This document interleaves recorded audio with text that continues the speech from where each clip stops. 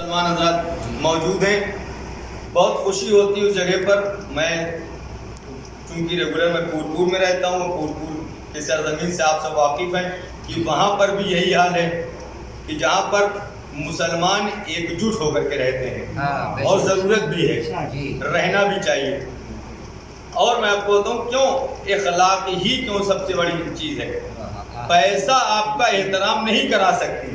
ہو سکتا ہے کہ ایک وقت کے لیے آپ کا پیسہ آپ کا احترام کرا دے, لیکن اخلاق آپ کے مرنے کے بعد بھی آپ کا احترام کراتی ہے. رسول کو کوئی پہچانتا ہی نہیں اگر رسول نے اپنا اخلاق نہ پیش کیا ہوتا. اگر رسول اکرم نے اپنا اخلاق نہ پیش کیا ہوتا. رسول اس وقت رسول تھوڑے ہوئے کہ جب انہوں نے اعلان رسالت کیا. 40 سال کی عمر پہ رسول تھوڑی رسول بنے ہیں. انہوں نے 40 سال کی عمر پہ اعلان رسالت کیا ہے, بنے نہیں ہیں. توجہ دیجیے گا, اس جملے پہ آ کر کبھی کبھی ہمارے نوجوان یہ کہہ بیٹھتے ہیں کہ رسول تو 40 سال کی عمر میں رسول ہوئے. نہیں, رسول 40 سال کی عمر میں رسول نہیں ہوئے. 40 سال کی عمر میں اعلان رسالت کیا ہے. اعلان رسالت 40 سال پہ کیا ہے. میں ایک چھوٹی سی مثال کے ساتھ کہہ دوں, یہاں پر مجلسیں بہت دنوں سے ہو رہی ہیں, بہت دنوں سے اس کی پلاننگ ہو رہی تھی, اور یہ مجلس اس وقت وجود میں آ چکی تھی کہ جب اس کی پلاننگ ہو رہی تھی. ہے توجہ, اس وقت بھی وجود میں تھی مجلس جب اس کی پلاننگ ہو رہی تھی. اعلان تو تب ہوا کہ جب وہ پورے اشتہار میں آ گیا. جب اشتہار میں آ گیا تو اس کا اعلان کیا گیا. پتہ یہ چلا اعلان اس کا ہوتا ہے کہ جو پہلے سے موجود ہوتا ہے, جس کا انتظام پہلے سے ہو جایا کرتا ہے. اعلان رسالت 40 سال میں ہوا. اب اعلان رسالت جب 40 سال میں ہوا تو 40 سال کے بعد بھی جب رسول نے اپنی اعلان رسالت کر دیا تو بتائیے کیا سب کے سب مسلمان ہو گئے؟ سب مسلمان ہو گئے ہوتے تو لڑائی جھگڑے کی بات ہی نہ ہوتی.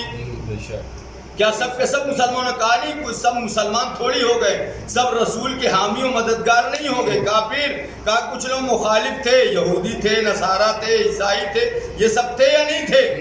یہ سب موجود تھے. ان لوگوں نے رسول کا کلمہ نہیں پڑھا, لیکن رسول نے اپنا اخلاق اور کردار اس طرح سے پیش کیا کہ مسلمان تو دور کی بات, جس نے ان کے رسالت کا کلمہ نہیں پڑھا انہوں نے ان کی صداقت اور امانت کا کلمہ پڑھ دیا ہے. ایک صلوات پڑھے محمد کا لقب دے دیا. اور جہاں تک حد ہے صرف اپنے ہی گھروں میں نہیں بتایا کہ میں ان سے بڑا میں نے امین و صادق نہیں پایا, اور میں نے ان سے بڑا امانت دار اور صداقت کا پیروکار پایا ہی نہیں, بلکہ انہوں نے میدان میں بھی بتایا.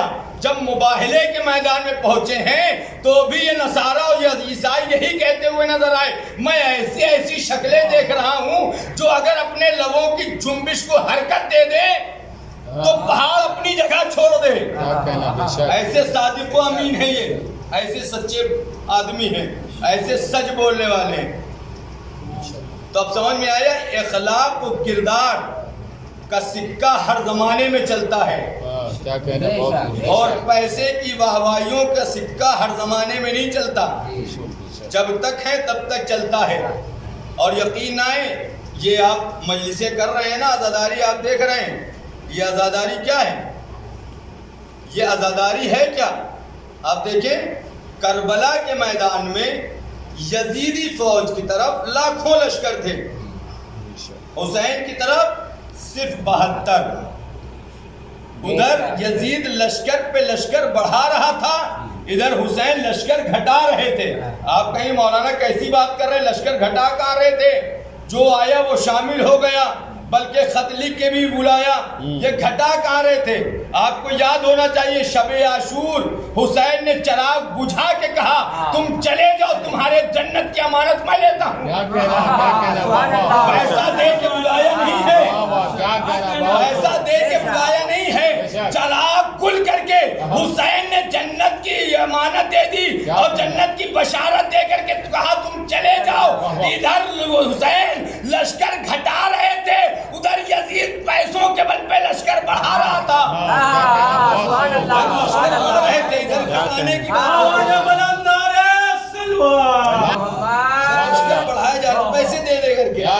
पैसे दे दे करके बढ़ाए जा रहे थे, बहुत हो और बढ़े भी लश्कर आए, जंग किया। मुझे पूरे वाक़यात नहीं पढ़े, आपके सामने पेश निगाह है कि यजीद का क्या हाल है, हुसैन का क्या हाल है। क्या कहना यजीद का कोई पता नहीं, हुसैन के नाम लेवा माशाल्लाह हर जमाने में हर जगह पे पाए जा रहे हैं। और एक जुमला कहें, 11 मुहर्रम सन 61 हिजरी को वाक़या आप लोगों को मालूम है, 11 मुहर्रम को जब अहले हरम को असीर किया गया, उस वक्त हुआ क्या, जितने भी नजिस जिस्म थे उनको दफन कर दिया गया। 11 मुहर्रम का वाक़या आप सबको पता है ना, नजिस जिस्म को दफन कर दिया गया और अहले बैत और उनके चाहने वालों के जिस्म ऐसी ही जलती हुई जमीन पर पड़ा रहा।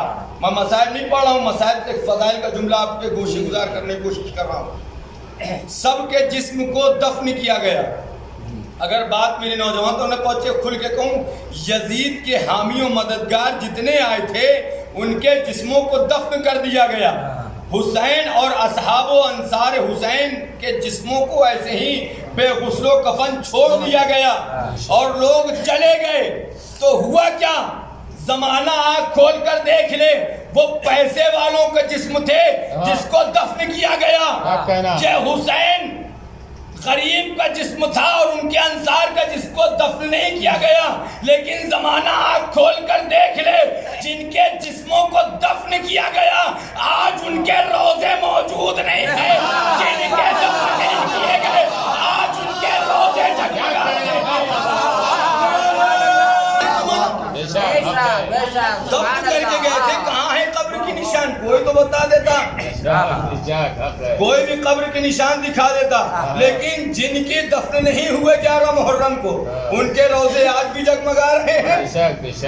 उनके रोजे आज भी जगमगा रहे हैं। एक जुमला और आगे बढ़ के कहूँ, जनाबे हुर जो शबे आशूर से पहले तक यजीद की नौकरी कर रहा था, यजीद की नौकरी कर रहा था, लेकिन जब यजीद की नौकरी छोड़ करके मोहब्बत हुसैन दिल में रख के ख़याम हुसैनी की तरफ आगे बढ़ा है, तो आज उस हुर का भी रोजा जगमगा रहा है। यानी पता ये चला, दौलत का सिक्का हर जमाने में नहीं चलता, मोहब्बत हुसैन का सिक्का हर जमाने में थोड़ी पाई जाती है। मोहब्बत हुसैन का सिक्का हर जमाने में चलता है। जमाना आँख खोल कर तो देख ले, इमाम हुसैन ने तो मोहलत दी थी यजीद को, लेकिन उसके मुकद्दर ही में नहीं था कि वो मोहलत को बर्दाश्त कर जाता।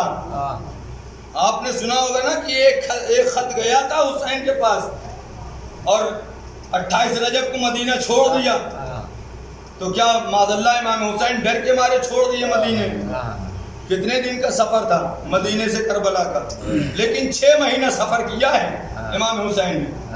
इमाम हुसैन ने मदीना यजीद के खत आने पर थोड़ी छोड़ दिया, और डर और खौफ कैसे नहीं छोड़ दिया, बल्कि खत आते ही मदीने छोड़ के कहा यजीद तेरा खत आया है, तूने पहल की है, मैं मदीना छोड़ रहा हूँ, मैं बाहर निकल रहा हूँ, अगर मर्द की औलाद है तो रास्ते में आके मिल लेना।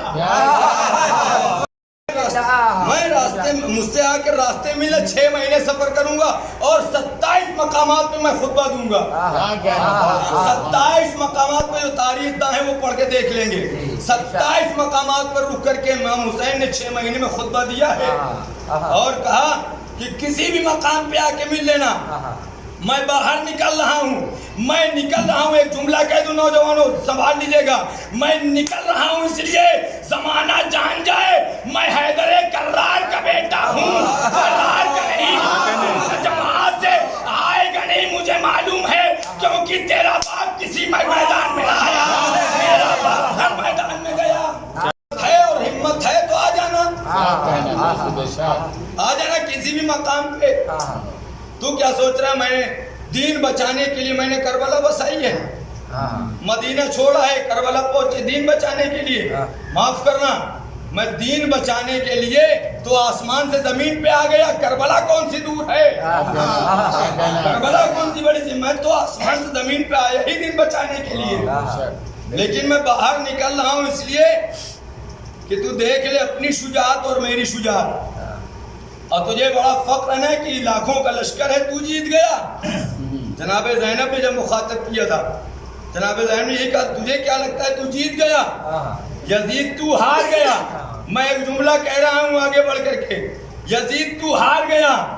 اگر اس شام دربار میں، شام کے دربار میں خطبہ یزید و خطبہ سجاد و زینب کے بعد اگر یزید کا لشکر بڑھتا تو یزید جیتا، عزادار بڑھے تو حسین جیتے۔ زینب نے کہا کہ آج کے بعد اگر تیرا لشکر بڑھا تو جیتا، اگر ہمارے عزادار بڑھے تو حسین جیتے۔ تو اب تو جان لے، ایک جملہ کہہ رہا ہوں کہ یزید اگر آج کے بعد کوئی پیاسا کسی کو رکھے تو جیتا، اگر حسین کے نام کی سبیل لگے کیا کہنے نہیں رہتی۔ بے شک بے شک بے شک۔ زمانہ دیکھے، پیسہ کوئی بڑی بات نہیں ہوتی، پیسے کے بل پہ تخت پہ بیٹھ جانا بڑی بات نہیں ہے، بلکہ قید میں رہ کر کے بھی، جانے کے بعد بھی اپنا کلمہ لوگوں سے پڑھوا لینا یہ بڑی بات ہے۔ بے شک، سبحان اللہ سبحان اللہ۔ کہا دیکھو، دیکھنا اگر ہے کہ جیتا کون ہے، یزید یا حسین، تو دیکھ لینا اگر یزید کے بعد یزید کا بیٹا تخت خلافت پہ بیٹھے تو یزید جیتا، اور اگر حسین کا بیٹا امام بنے تو حسین جیتا۔ سبحان اللہ سبحان اللہ الحمدللہ۔ بے شک سبحان اللہ۔ دیکھ لے زمانہ، یزید کے بعد یزید کا بیٹا تخت پہ بیٹھا نہیں، لیکن حسین کے بعد ان کا بیٹا امام بنا۔ بے شک اور اس عالم میں بھی ہاتھوں میں ہتکڑیاں، پیروں میں بیڑیاں۔ بے شک اب تو زمانہ سمجھے کہ حسین کیا ہے، بے شک۔ حسین کسے کہتے ہیں۔ زمانہ تو یہ سوچتا ہے کہ ہم امام حسین کی مجلس کر کے جو ہے یہ بتانا چاہتے ہیں کہ حسین کیا ہے۔ بے شک۔ زمانہ یہ سوچ رہا ہے کہ امام حسین کے نام کی مجلس کر کے زمانے والوں کو یہ بتانا چاہتے ہیں حسین کیا ہے۔ تو معاف کریے گا، مجلسیں کر کے زمانے والوں کو یہ نہیں بتاتے حسین کیا ہے، بلکہ مجلسیں کر کے ہم بتاتے ہیں کہ ہم کیا ہیں۔ بے شک۔ مجلسیں کر کے بتاتے ہیں کہ ہم کیا ہیں۔ ہم، ہماری حیثیت ہے کہ ہم پہچانوائیں گے امام حسین کو کہ حسین کیا ہے۔ ہماری حیثیت ہی نہیں ہے، کیوں؟ کیونکہ عزاداری ہماری پہچان ہے، بے شک۔ عزاداری ہماری پہچان ہے۔ ہم عزاداری کی پہچان تھوڑی ہیں، عزاداری کے ذریعے سے ہم پہچانے جاتے ہیں، ہمارے ذریعے سے عزاداری نہیں پہچانی جاتی۔ تو اب معاف کریے گا، جملہ کہیں، اب یہ مت کہیے گا کہ ہم فلاں کیا مجلسوں میں نہیں جائیں گے، ہم فلاں جلوس میں نہیں جائیں گے۔ وہاں پہ جانے سے آپ کا وقار بڑھے گا، جلوس کا وقار نہیں۔ کیا کہنا الحمدللہ۔ وہاں جانے سے مجلس کا وقار نہیں بڑھے گا، آپ کا وقار بڑھے گا۔ بے شک۔ اور کیوں نہ بڑھے وقار؟